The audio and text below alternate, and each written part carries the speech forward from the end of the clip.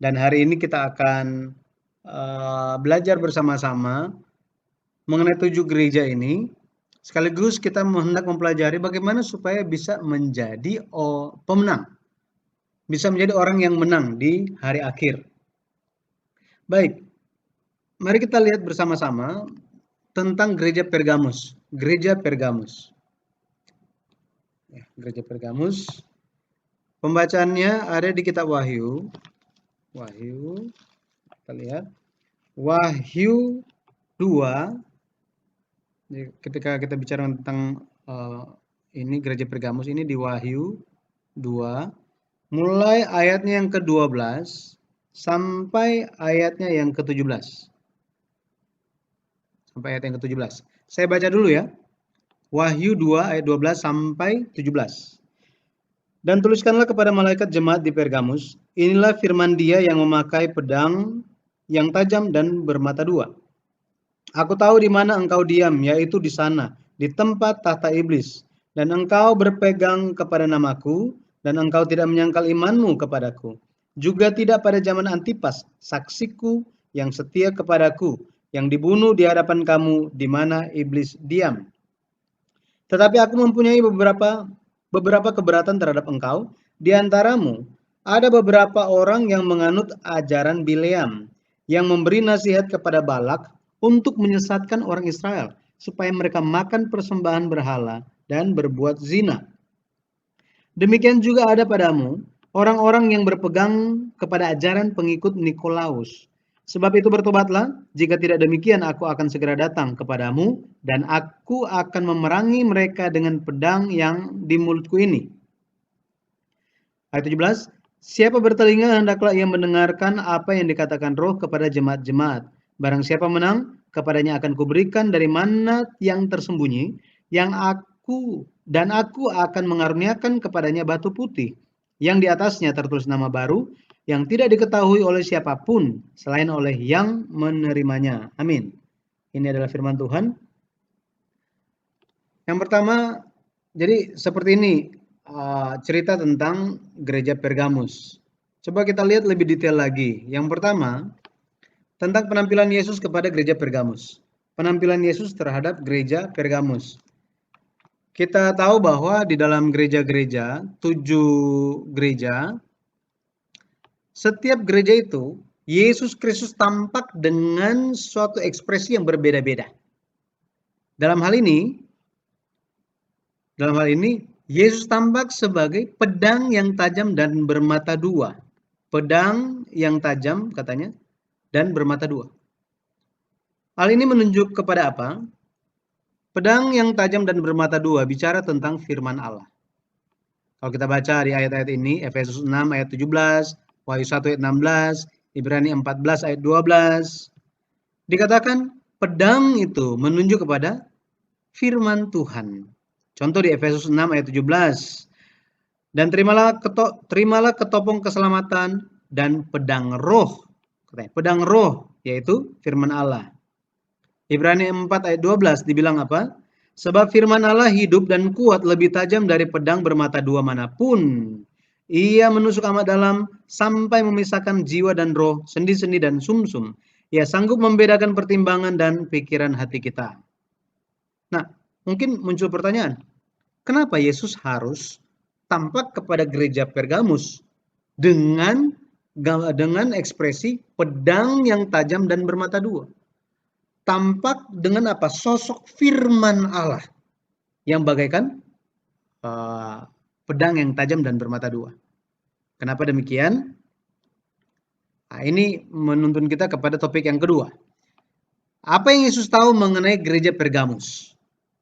Apa yang Yesus tahu tentang gereja Pergamus? Ini ada hubungannya dengan yang tadi. Oke? Di Wahyu 2 ayat 13 saya baca. Wahyu 2 ayat 13 dikatakan begini. Aku tahu di mana engkau diam, yaitu di sana, di tempat tahta iblis. Dan engkau berpegang kepada namaku, dan engkau tidak menyangkal imanmu kepadaku, juga tidak pada zaman Antipas, saksiku yang setia kepadaku, yang dibunuh di hadapan kamu, di mana iblis diam. Jadi Yesus berkata, jemaat gereja Pergamus, aku tahu kamu tinggal di mana. engkau berada di tempat tahta iblis, katanya.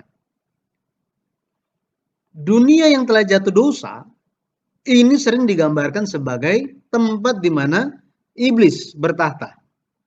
Kalau kita ingat Yesus Kristus diuji, dicobai, betul ya? Matius 4. Di Matius 4, di ayat yang ke-8 dikatakan, dan iblis membawanya pula ke atas gunung yang sangat tinggi dan memperlihatkan kepadanya semua kerajaan dunia dengan kemegahannya. Ayat 19. Dan berkata kepadanya, semua itu akan kuberikan kepadamu jika engkau sujud menyembah aku. Jadi dunia yang telah jatuh dosa, ini menggambarkan tempat ya, atau digambarkan sebagai tempat tahta iblis. Nah, gereja Pergamus sedang hidup di tempat ada banyak berhala di sana, dan penyembahan berhala itu berlangsung di semua tempat. Kalau kita lihat di Efesus 2 ayat 2, Efesus 2 ayat 2 mengatakan apa? Mengatakan begini, saya baca. Efesus 2 ayat yang kedua, kamu hidup di dalamnya karena kamu mengikuti jalan dunia ini. Karena kamu mentaati penguasa kerajaan angkasa, yaitu roh yang sekarang sedang bekerja di antara orang-orang durhaka. Orang-orang durhaka atau orang-orang yang tidak taat. Orang-orang yang tidak taat. Jadi ini orang-orang durhaka ini merupakan orang-orang yang menyembah berhala. Orang-orang yang menyembah berhala. Kita bisa bayangkan kalau misalnya keluarga kita mungkin secara tradisi masih pergi ke kelenteng, gitu ya, kelenteng, terus ada juga pergi ke Tapekong, gitu ya, terus masih di sana. Bisa bayangkan kalau ketika kita hidup di sekitar kita semuanya menyembah berhala.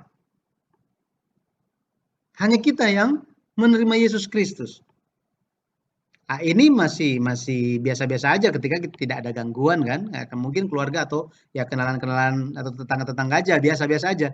Tetapi di zaman gereja Pergamus, penyembahan berhala ini sangat masif, sangat mempengaruhi sampai-sampai orang-orang itu seperti sulit untuk lepas, ya, sulit untuk lepas. Mereka sangat sulit untuk bergerak. Kenapa? Karena di mana-mana ada penyembahan berhala.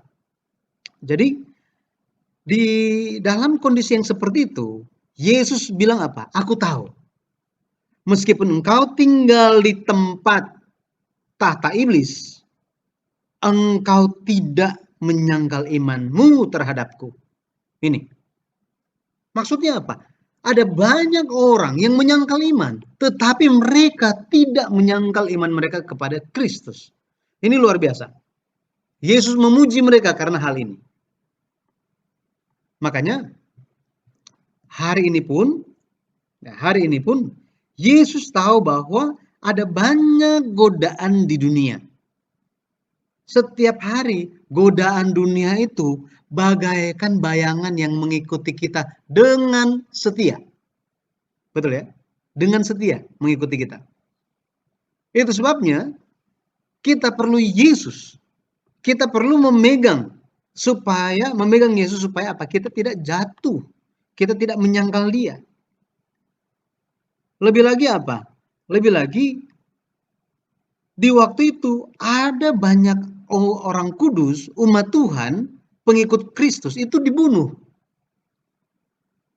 Sini dikatakan kan, Wahyu 2 ayat 13, juga engkau tidak menyangkal imanmu kepadaku, juga tidak pada zaman Antipas, saksiku yang setia kepadaku, yang dibunuh di hadapan kamu. Wow. Ini mereka memiliki apa? Iman martir. Meskipun Antipas itu mati ya, di depan mereka, dibunuh di depan mereka, mereka tetap apa? Tetap teguh di dalam iman mereka. Ini yang terjadi. Okay. Mereka tidak menyangkal iman mereka, mereka tetap menjaga iman mereka. Bagaimana mereka bisa lakukan ini? Karena satu hal. Karena mereka memegang nama Yesus. Ini. Karena engkau berpegang kepada namaku. Engkau berpegang kepada namaku. Ya, jadi di sini kata berpegang, ini berpegang di sini ya. Ini dia. Nah, coba saya ganti warna dulu. Berpegang, kata berpegang di sini di dalam bahasa Yunaninya itu adalah ini adalah krateo. Krateo, agak sulit lihatnya. Saya tarik aja ke atas. Krateo. Oke, krateo ini krateo. Artinya apa? Krateo artinya memegang erat, ya, memegang erat secara terus-menerus. Secara terus-menerus. Makanya gereja Pergamus terus berpegang kepada nama Yesus. Mereka memanggil nama Yesus. Pada akhirnya mereka dijawab. Mereka dipegang oleh Tuhan. Oke, karena mereka memegang Tuhan, Tuhan pegang mereka. Yohanes 14 ayat 14 sebagai referensi bagi kita. Yohanes 14 ayatnya yang ke-14. Di situ dibilang apa? Dikatakan, jika kamu meminta sesuatu kepadaku dalam namaku, aku akan melakukannya. Jadi kita perlu nama Yesus. Makanya kita berdoa di dalam nama Yesus. Yesus mengajarkan, ketika engkau berdoa, memohonlah kepada Bapa di dalam namaku, katanya. Oke, memegang nama Yesus. Maka hari ini pun kita bisa, ketika kita menjalankan kehidupan di tengah-tengah dunia yang sudah jatuh dosa, ada banyak tantangan yang kita hadapi. Bukan hanya dari faktor luar, bahkan dari diri kita juga. Tadi ada yang bertanya mengenai bangunan, ya, bangunan yang kekal katanya, bangunan yang kekal, membangun bangunan yang kekal di 1 Korintus pasal 3. Nah, jadi bicara 1 Korintus pasal 3 berbicara mengenai setiap orang itu diuji. Setiap orang diuji. Apanya yang diuji? Setiap orang yang percaya Yesus menjadikan Yesus Kristus sebagai fondasi. Di atas fondasi iman terhadap Yesus Kristus, kemudian apa? Para rasul melengkapi bangunan ini, bagian bawah ini, dengan pengajaran-pengajaran tentang Kristus. Tetapi kemudian bagaimana ini dibangun selanjutnya, itu terserah yang punya. Yang punya. Pada akhirnya, setiap orang itu akan diuji. Apakah orang-orang yang sudah ada dasar Kristus, orang-orang yang sudah ada dasar firman Tuhan, apakah ini mereka akan melanjutkan dengan barang-barang, membangunnya dengan kayu, jerami, atau emas? Semuanya akan diuji. Kalau barang-barang yang tidak mulia ini bisa apa? Bisa terbakar habis. Harus apa? Harus memiliki sesuatu yang bertahan. Bertahan lama. Ini berbicara tentang apa? Berbicara tentang manusia yang baru. Manusia yang baru di dalam Kristus. Makanya Yesus bilang bahwa apa? Kalau harta kita di dunia, kita khawatir nanti dicuri orang, bisa berkarat, bisa hilang dan lain-lain. Akan tetapi harta kita haruslah di sorga. Sekarang harta kita di sorga itu harta yang seperti apa? Betul ya? Harta yang seperti apa? Harta kita adalah bagaimana perbuatan iman kita. Ini, perbuatan iman kita. Makanya Rasul Paulus di dalam surat-suratnya banyak menekankan, seringkali mencatat mengenai hal ini. Tanggalkan manusia yang lama, harus penuh dengan Roh Kudus, harus menjadi orang yang apa? Yang berbicara baik, semua amarah yang sia-sia itu dibuang. Contoh Roma pasal 12 misalnya, kalau kita lihat. Jadi dengan dengan karakter-karakter Kristus, nah ini karakter-karakter Kristus, kebaikan Tuhan, dengan inilah kita membangun bait suci kita. Pada akhirnya ketika kita diuji, nah, kita diuji, kita akan apa? Bertahan. Tetapi bagi mereka yang hanya ya percaya Yesus, amin. Terus apa? Sudah dengar firman, amin. Tetapi tidak pernah melakukannya. Tidak ada perubahan, tidak pernah berusaha untuk menghasilkan buah kebaikan, buah roh kalau kita ingat. Ya kan? Ada 9 buah roh. Nah, apakah orang-orang yang tidak memiliki buah ini bisa bertahan di hari akhir? Tidak bisa bertahan. Pada akhirnya semuanya ketika diuji, jika tidak siap, jika tidak ada buah, jika tidak ada perbuatan dari iman, tidak ada pengenalan yang maju, yang penuh terhadap Kristus, semua yang telah dibangun sia-sia. Betul ya? Kenapa? Yesus Kristus bilang apa? Banyak yang dipanggil, tetapi ya betul, sedikit yang dipilih. Banyak yang dipanggil tetapi sedikit yang dipilih. Itu sebabnya bangunan yang kekal itu bicara mengenai apa? Bicara mengenai manusia baru, manusia baru, kita yang harus dibangun di atas dasar Kristus, di atas dasar ajaran firman Tuhan dari rasul-rasul, ya, di atas dasar firman Tuhan. Kemudian apa? Kita bertumbuh kepada kesempurnaan itu. Maka tidak ada penyesalan. Tidak akan ada penyesalan. Ya, hari ini ketika kita menyadari apa yang barusan saya sampaikan, kita mungkin akan apa? Mulai, oke, berarti nasihat firman Tuhan adalah apa? Haruslah engkau mendoakan, haruslah engkau mengabarkan kabar baik, haruslah engkau mengabarkan Kristus kepada orang-orang. Oke, kita tidak akan berhenti untuk apa? Untuk diam di rumah dengan pengetahuan firman yang kita miliki. Tetapi kita akan mulai berdoa, Tuhan, ada anggota keluarga saya ini, keluarga besar yang ini, teman saya yang ini, dia kehidupannya sepertinya belum percaya Yesus dengan sungguh-sungguh. Tuhan tolong, ya kan? Sertai dia, berikan kesempatan supaya saya pun bisa share firman Tuhan dengan dia. Harus seperti itu. Memberikan penghiburan di atas dasar firman. Maka ketika kita lakukan segala hal dengan apa? Dengan berpikir memiliki sudut pandang bahwa pekerjaan keselamatan itu bukan hanya milik pendeta, tetapi milik kita juga. Maka kita, ketika kita masuk ke sorga, nggak akan sia-sia, nggak akan ada penyesalan. Nggak akan ada penyesalan apa? Kita udah nggak nggak akan bicara lagi mengenai, oh harta kita berapa banyak, oh terus udah usaha akhirnya apa, oh udah tercapai semuanya, mati.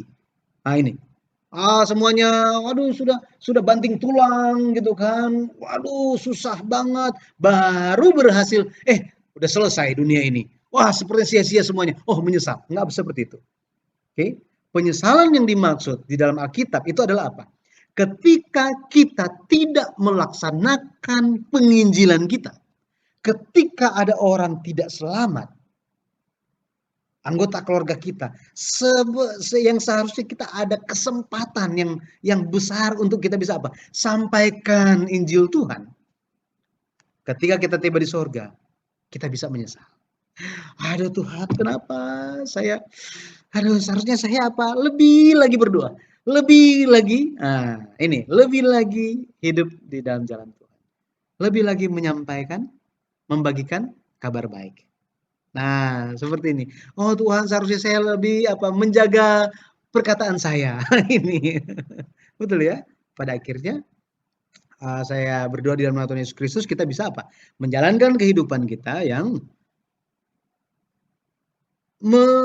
setiap hari diperbaharui manusia rohani kita, ya, manusia baru, mengenakan Yesus Kristus. Ketika kita jalankan, ketika kita bangun di pagi hari, Tuhan tolong sertai saya. Tolong supaya apa? Karakter Kristus, apa ya firman Tuhan yang saya baca, yang sudah saya pelajari, bantu supaya saya bisa lakukan. Tuhan tolong mampukan saya di dalam nama Yesus. Maka ketika kita meminta, Tuhan akan mengabulkannya. Kenapa? Karena kita memohon sesuai dengan kehendak Tuhan. Jika kita bilang, Tuhan, tolong supaya anggota keluarga saya bisa diselamatkan, lembutkan hatinya supaya ketika saya sharekan firman Tuhan, dia bisa terima. Apakah Tuhan bilang no? Enggak. Tuhan akan bilang apa? Amin. Saya akan lembutkan hatinya. Seperti itu. Ya. Nah, ini jadi Yesus tahu apa hal-hal yang sedang kita hadapi. Sekarang kita sementara membangun bait suci rohani kita dan Tuhan akan beserta dengan kita. Oke. Yang kedua, apa yang Yesus perintahkan untuk gereja Pergamus? Apa yang Yesus perintahkan untuk gereja Pergamus? Wahyu 2 ayat 14 di situ dikatakan apa? Tetapi aku mempunyai beberapa keberatan terhadap engkau. Di antaramu ada beberapa orang yang menganut ajaran Bileam, yang memberi nasihat kepada Balak untuk menyesatkan orang Israel, supaya mereka makan persembahan berhala dan berbuat zina. Nah, sini Yesus ada beberapa keberatan. Kenapa? Di antara jemaat Pergamus ada katanya yang menganut ajaran Bileam. Nah, siapa Bileam ini? Kalau kita baca Bilangan 31 ayat 16, Yosua 13 ayat 22, 2 Petrus 2 ayat 15. Ini bicara tentang Bileam. Dia merupakan orang yang menyesatkan ini nih, menyesatkan orang Israel. Supaya apa? Supaya jalan makan persembahan berhala, berbuat zina. Supaya tidak berjalan di jalan Tuhan. Ini Bileam. Dia tampak sebagai seorang nabi. Sebenarnya daripada sebagai nabi, ya Alkitab ada bilang juga dia itu sebagai apa ya? Seperti orang yang manggil arwah gitu. Ya, saya lupa istilahnya gitu. Nanti ada di sini ya. Di ayat ini Bileam, Tuhan sudah datang kepada dia dan bilang bahwa apa? Apa yang hendak kukatakan itulah yang engkau katakan kepada Balak ini, raja Moab. Tetapi Bileam ini mengatakan apa yang bukan firman Tuhan. Jadi awalnya dia bicara, oh pokoknya hanya firman Tuhan. Jadi benar, ketika Raja Moab ini, Balak bilang, ayo kutuklah bangsa itu, bangsa Israel itu. Justru yang keluar dari mulut Balak itu adalah berkat. Berkat yang keluar. Kenapa? Karena Tuhan yang letakkan firman-Nya kepada mulut si Bileam dan Bileam suarakan itu, berkat itu. Beberapa kali disampaikan hal yang sama, berkat, berkat, berkat. Tetapi karena Bileam ini sudah terima banyak sekali harta, sudah dibayar besar oleh Balak. Bileam jadi nggak enak hati. Ya, at least kasih sesuatu lah gitu kan nggak enak gitu. Sudah kasih banyak sekali buat saya. Akhirnya dikasih nasihat apa? Oh, mau sampai kapanpun kamu nggak akan bisa menang terhadap umat Israel. Karena apa? Tuhan yang melindungi mereka. Hanya Tuhan Allah mereka saja yang bisa hukum mereka. Caranya gimana? Kalian buat mereka ini, orang-orang Israel ini, jatuh ke dalam penyembahan berhala. Kamu persiapkan perempuan-perempuan yang cantik-cantik terus apa? Undang mereka.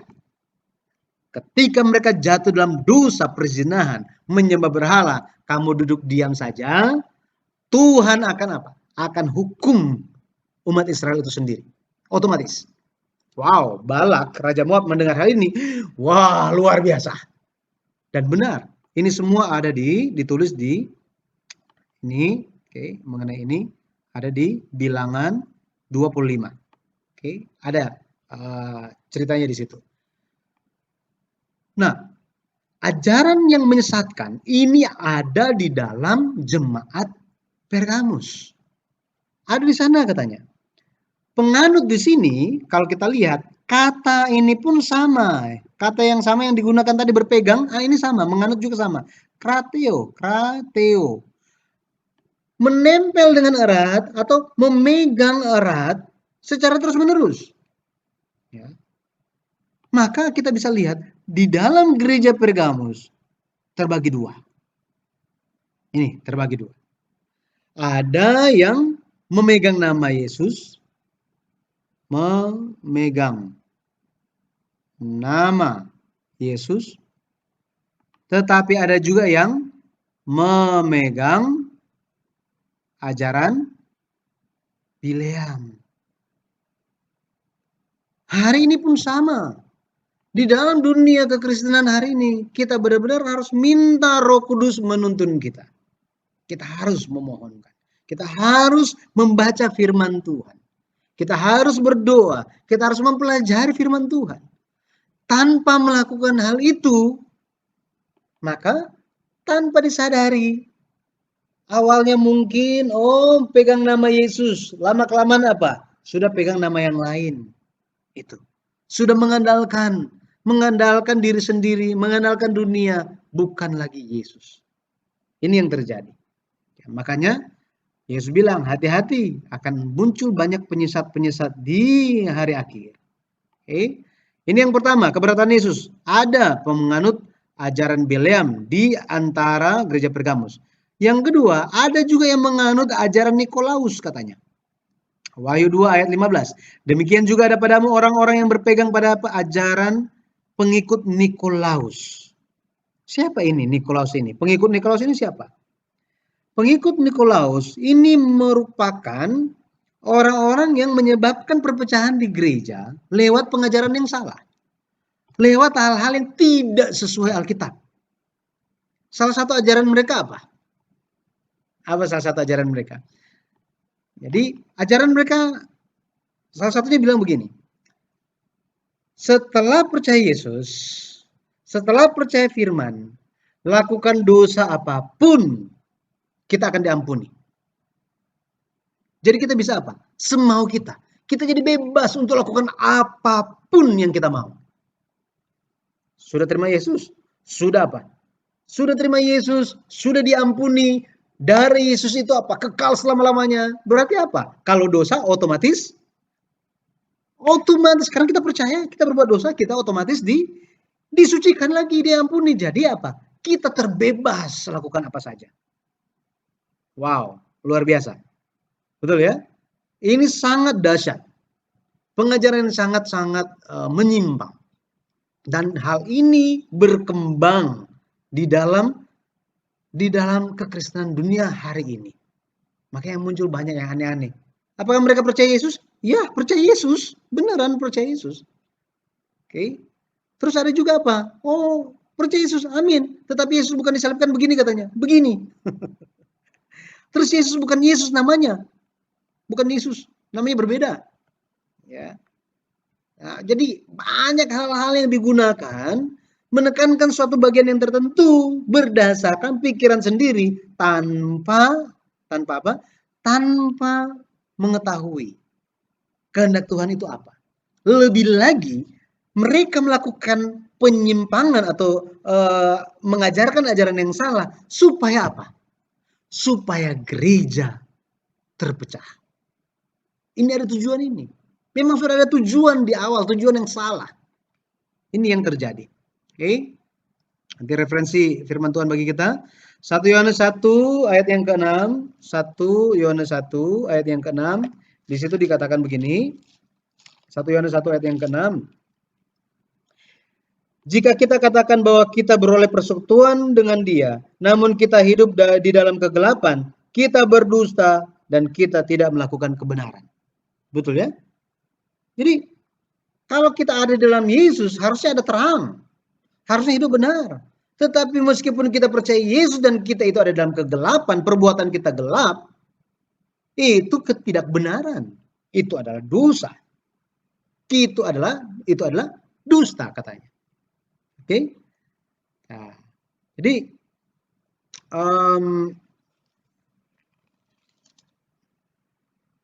di ayat 18 juga ya, 1 Yohanes 5 ayat 18, ini masih sambung ya, 1 Yohanes 5 ayat 18 dikatakan kita tahu bahwa setiap orang yang lahir dari Allah tidak berbuat dosa. Betul ya? Ketika kita lahir baru, kita diperanakan bukan menurut darah dan daging, tetapi menurut roh. Karena kita percaya kepada Yesus, maka apa? Kita tidak berbuat dosa. Ya Tuhan, aku jatuh dalam dosa. Hal ini memang karena kelemahan kita, ada yang jatuh dosa juga. Ada kalanya kita jatuh dosa juga. Tetapi bukan berarti kita membenarkan hal tersebut. Tidak seperti itu. Ya. Jadi ketika kita menerima firman, firman itu kudus, Allah itu kudus, maka kita pun harus kudus. Ya, referensi bagi kita nanti Imamat 11 ayat 44 sampai 45. Ya. Kemudian yang kedua, perintah Yesus itu apa? Jadi tadi ada perintah, dikatakan perintah yang pertama itu adalah ada beberapa keberatan Yesus kan mengenai ajaran Bileam dan pengikut Nikolaus. Nah, berikutnya Yesus perintahkan mereka untuk bertobat. Wahyu 2 ayat 16 dikatakan, sebab itu bertobatlah, jika tidak demikian aku akan segera datang kepadamu dan aku akan memerangi mereka dengan pedang yang di mulutku ini. Jadi harus bertobat katanya. Kenapa? Kalau tidak bertobat, Yesus akan segera datang. Maksudnya Yesus akan segera datang ini maksudnya apa? Ini bicara tentang kedatangan kembali. Ketika Yesus datang kembali dan tidak ada pertobatan, maka tidak ada harapan lagi. Tidak ada harapan lagi. Kita Wahyu. Nah ini di bagian akhir ada ayat yang sangat menakutkan. Ayat yang sangat menakutkan bagi kita. Wahyu 22 ayatnya yang ke-11 dikatakan apa? Wahyu 22 ayat yang ke-11 dikatakan begini. Barang siapa yang berbuat jahat, biarlah ia terus berbuat jahat. Barang siapa yang cemar, biarlah ia terus cemar. Barang siapa yang benar, biarlah ia terus berbuat kebenaran. Barang siapa yang kudus, biarlah ia terus menguduskan dirinya. Jadi ketika orang tidak bertobat, ketika dia membiarkan dirinya itu ada di dalam kegelapan, pada akhirnya Tuhan sudah kasih kesempatan, ayo kembali, nggak mau balik-balik, kesempatan diberikan terus. Tuhan bilang apa? Ya sudah. Pada akhirnya, untuk bertobat pun sudah apa? Kayaknya bertobat juga nggak ada gunanya ya. Nah ini akan muncul. Jadi kita perlu apa? Perlu menyadari betapa pentingnya untuk bertobat. Oke, bertobat. Yang kedua, jika tidak bertobat apa yang akan terjadi? Dikatakan bahwa Yesus akan berperang melawan mereka. Yesus akan berperang melawan mereka. Ya. Bisa bayangkan nggak? Apakah ada yang bisa menang melawan Yesus? Tidak ada, betul ya? Wahyu 19 ayat 15 di situ dikatakan apa? Dan dari mulutnya keluarlah sebilah pedang tajam yang akan memukul segala bangsa, dan ia akan menggembalakan mereka dengan gada besi, dan ia akan memeras anggur dalam kilangan anggur, yaitu kegeraman murka Allah yang maha kuasa. Maka kita bisa lihat ketika orang itu menolak firman, itu sama saja menolak Yesus. Ini saja apa? Ini adalah apa? Jadi menolak untuk bertobat. Betul kan? Menolak untuk bertobat. Kalau nggak bertobat artinya apa? Tolak untuk bertobat. Artinya apa? Menolak perintah Yesus, menolak firman Yesus, menolak Yesus. Pada akhirnya orang yang demikian akan menerima murka Allah. Menerima murka Allah. Bayangkan, sangat-sangat menakutkan. Oke.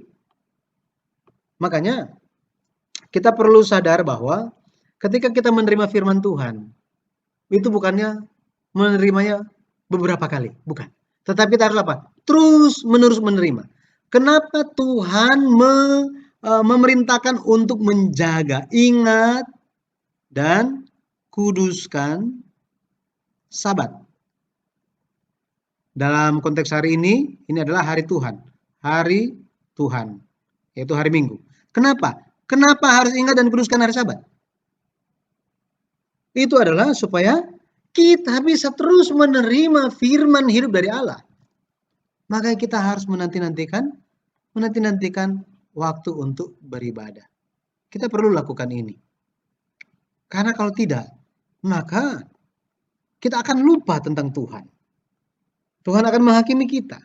Yohanes 12 ayat 48 dikatakan apa? Yohanes 12 ayat 48. Barang siapa menolak aku dan tidak menerima perkataanku, ya sudah ada hakimnya, yaitu firman yang telah kukatakan, itulah yang akan menjadi hakimnya pada akhir zaman.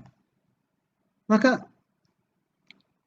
firman di kitab Wahyu ditujukan bukan kepada mereka yang nggak percaya Tuhan, bukan. Ditujukan kepada mereka yang percaya Yesus. Percaya Yesus. Supaya mereka berjaga-jaga, supaya mereka tidak jatuh. Kenapa? Karena Yesus sudah bicara ketika di minggu terakhir, di minggu sengsara, sebelum Yesus disalibkan.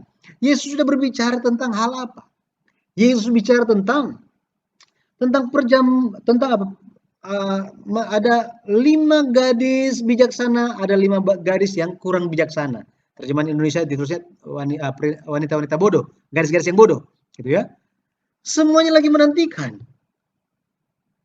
Hari ini pun kita semua sedang menantikan. Semua gereja Tuhan di dunia ini sedang menantikan. Akan tetapi akan terbagi dua. Akan terbagi dua. Mereka yang masuk dan mereka yang pintunya ditutup. Mereka memohon, Tuhan, Tuhan bukakanlah kami pintu. Tetapi apa? Tuhan bilang apa? Kamu siapa? Alasan, kualifikasi kenapa mereka tidak bisa masuk gara-gara apa? Gara-gara mereka tidak menjaga terang pelita mereka di hari-hari biasa. It's okay, Tuhan masih lama. Masih lama, it's okay. Ya, santai aja, gak apa-apa. Ya, mau belajar firman Tuhan juga. Kenapa? Emang mau jadi pendeta? Enggak toh, gak usah. Biasa saja, gitu ya. Pada akhirnya, tanpa disadari, pelita minyak di dalam pelita mereka sudah makin habis, makin habis, makin habis, makin habis. Ketika waktunya tiba, persyaratan yang mereka tahu bahwa apa? Masuk harus ada pelita mereka harus bersinar terang, baru boleh masuk. Tetapi bagaimana mau masuk? Pelitanya sudah hampir padam. Nah, ini. Makanya Roma 10 ayat 17 mengatakan apa? Roma 10 ayat 17 berkata bahwa iman muncul, iman timbul lewat pendengaran akan firman Tuhan. Firman Yesus Kristus. Betapa pentingnya firman Tuhan. Jadi, ya saya bersyukur kita semua hari ini bisa terus belajar. Saya harapkan kita terus belajar. Kita terus belajar. Dan jangan hanya kita. Orang yang lain juga. Oh, hari ini nggak bisa. Ya, kirim aja linknya gitu. Dengarkan. Mulailah berdoa. Mulailah kehidupan iman kita. Ya. Jadi, oke. Itu sangat penting bagi kita. Jadi kesimpulannya ada berkat bagi mereka yang menang. Wahyu 2 ayat 17. Siapa bertelinga hendaklah ia mendengarkan apa yang dikatakan Roh kepada jemaat-jemaat. Barang siapa menang, kepadanya akan kuberikan dari mana yang tersembunyi, dan aku akan mengaruniakan kepadanya batu putih yang di atasnya tertulis nama baru, yang tidak diketahui oleh siapapun, selain oleh yang menerimanya. Nah, jadi ada upah katanya. Oke, ada upah bagi mereka yang menang. Yang pertama dikatakan akan diberikan mana yang tersembunyi. Mana yang tersembunyi?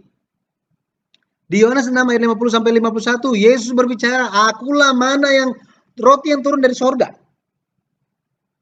Barang siapa makan aku, ia akan hidup selama-lamanya katanya. Jadi mana tersembunyi? Barang siapa menang, akan kuberikan dari mana yang tersembunyi. Ini berbicara tentang apa? Berbicara tentang yang menang akan bertemu Tuhan. Akan bertemu Tuhan. Yang kalah tidak akan bertemu. Saya berdoa di dalam nama Tuhan Yesus Kristus, kita menjadi orang yang menang. Amin. Amin. Ya. Jadi sesukses apapun orang di dunia ini, suksesnya luar biasa apapun, diakui oleh dunia. Tetapi jika tidak sukses di dalam iman, sia-sia semuanya. Hanya akan apa? Penyesalan saja. Oke. Nah, yang kedua akan diberikan apa? Yang kedua akan diberikan batu putih katanya. Akan diberikan, oke, sebentar. Akan diberikan batu putih. Yang menang akan diberikan batu putih. Terus batu putih ini dikatakan, kalau kita lihat mengenai batu putih, zaman dulu kalau ada pengadilan di zaman dulu gitu ya, bagi mereka diputuskan, jika diputuskan, oh orang ini tidak bersalah, maka dikasih batu putih. Artinya apa? Artinya dia tidak ada kesalahan. Diakui sebagai apa? Orang yang tidak ada dosanya. Ini sangat penting. Sekarang, siapa yang tidak ada dosa? Semua manusia yang pernah lahir di bumi memiliki dosa. Kecuali Yesus. Betul ya? Yesus tidak ada dosa. Tetapi dikatakan bahwa apa? Bagi mereka yang menang akan diberikan batu putih, dengan kata lain akan dinyatakan tidak ada dosa. Wow, luar biasa. Luar biasa. Inilah kemenangan yang sejati. Inilah kesuksesan yang sejati. Kemudian dikatakan apa? Ada tertulis nama baru. Ada nama baru katanya. Oke, nama baru. Wahyu 3 ayat 12. Wahyu 3:12, barang siapa menang, ia akan kujadikan soko guru di dalam bait suci Allahku, dan ia tidak akan keluar lagi dari situ. Dan padanya akan kutuliskan nama Allahku, nama kota Allahku, yaitu Yerusalem baru, yang turun dari sorga dari Allahku, dan namaku yang baru. Amin. Nah, kita telah pernah bahas mengenai ini. Nama Yesus yang baru. Jadi bukan nama Yesus lagi. Ini ada batu misalnya gitu ya. Ada batu, terus Yesus. Oh, udah bukan begini lagi, gitu ya. Sini ada batu, terus ada dikatakan ada nama, namaku yang baru. Bukan ditulis namaku yang baru, bukan ya, tetapi namanya ditulis di situ. Oke, nama yang baru. Referensinya Wahyu 19 ayat 12. Jadi tidak ada yang tahu. Ya, tidak ada yang tahu, hanya yang menerima batu itu, hanya menerima dia sendiri yang bisa mengetahui namanya yang baru. Itu sebabnya keselamatan itu adalah one on one to one. Kita dan Yesus. Oh, saya nebeng dong, anak saya nebeng nih untuk percaya Yesus, nggak bisa. Tugas kita untuk apa? Mewariskan iman kepada mereka, kepada semua anggota keluarga kita. Kita harus bertumbuh bersama-sama di dalam iman. Barulah kita akan menerima nama Yesus yang baru. Bukan hanya kita, tetapi semua anggota keluarga yang bertumbuh bersama-sama dengan kita. Oke. Nah, jadi kalau kita lihat di Wahyu 14 ayat 1, ini berbicara mengenai 144 orang. 144.000 orang, maaf, 144.000 orang. Mereka berdiri di Bukit Sion. Dan apa? Dikatakan pada mereka, di dahi mereka ada nama anak domba, dan nama Bapa, katanya, di dahi mereka. Mereka lah yang menerima nama baru. Maka ada persyaratan untuk memiliki nama baru. Untuk bisa menang dan memiliki nama yang baru, ini tersambung dengan hal apa? Wahyu 22 ayat 3. Wahyu 22 ayat 3 di situ dikatakan, maka tidak akan ada lagi laknat, tata Allah dan tata anak domba akan ada di dalamnya, dan hamba-hambanya akan beribadah kepadanya. Di sini ada kata hamba-hamba. Oke, kata hamba, doulos. Oke, bahasa Yunani-nya doulos. Ini bicara tentang apa? Mereka yang terikat kepada Tuhan. Hamba yang apa? Terikat. Dalam hal ini terikat dengan Tuhan. Karena kita hambanya, hamba Tuhan. Kita harus terikat dengan Tuhan. Oke, harus terikat dengan Tuhan. Dengan demikian kita bisa menjadi orang yang mengikuti Yesus. Bayangkan kalau misalnya kita pegang anak kita, lagi jalan. Oke, lagi jalan. Ketika kita belok ke kanan, anak kita akan kemana? Akan ke kanan juga. Kita belok kiri, anak kita akan ikut kita ke kiri. Seperti itu ya. Nah, ya kayak semalam anak saya lagi ibadah, dia naik di atas bangku, ya kan? Waduh, sekilas tiba-tiba akhirnya dia jatuh. Kurang tidur jadinya, mama papanya kurang tidur jadinya. Ya, jadi harus apa? Harus selalu dipegang. Ya saya kalau berpikir banyak waktu saya mau jalan sendiri, gitu ya, maunya jalan sendiri. Ya tapi kita harus jalan sambil apa? Sambil terikat kepada Yesus Kristus, kepada Tuhan kita. Maka jalan kita akan tepat, akan benar. Oke, pada akhirnya bagi kita yang menang, bagi kita yang ada doulos dari Tuhan, kita akan menjadi orang-orang yang dikaruniakan apa? Mana. Nah ini, mana yang tersembunyi, mana yang tidak diketahui oleh banyak orang. Hanya siapa yang tahu? Hanya yang menerimanya. Betul ya? Saya percaya dalam nama Tuhan Yesus Kristus, ibu-ibu semua sudah menerima mana yang tersembunyi itu. Banyak orang tidak tahu. Di zaman Yesus bilang apa? Akulah mana ya roti yang telah turun dari surga. Hah? Maksudnya apa ya? Hah? Hah? Maksudnya apa ya? Bingung semuanya. Mana mungkin, coba baca di Yohanes pasal 6. Mana mungkin satu orang ini cukup untuk kita makan katanya. Jadi mereka pikir Yesus mengajarkan kanibalisme. Seperti ini. Salah paham.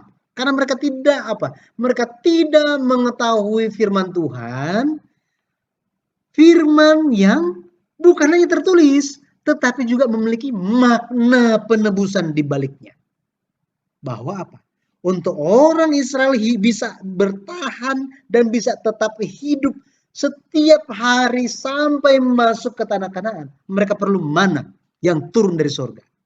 Sama seperti itu, bagi kita semua yang percaya umat Tuhan harus memiliki mana Yesus Kristus ini supaya apa? Supaya bisa bertahan dalam perjalanan kehidupan kita menuju surga itu.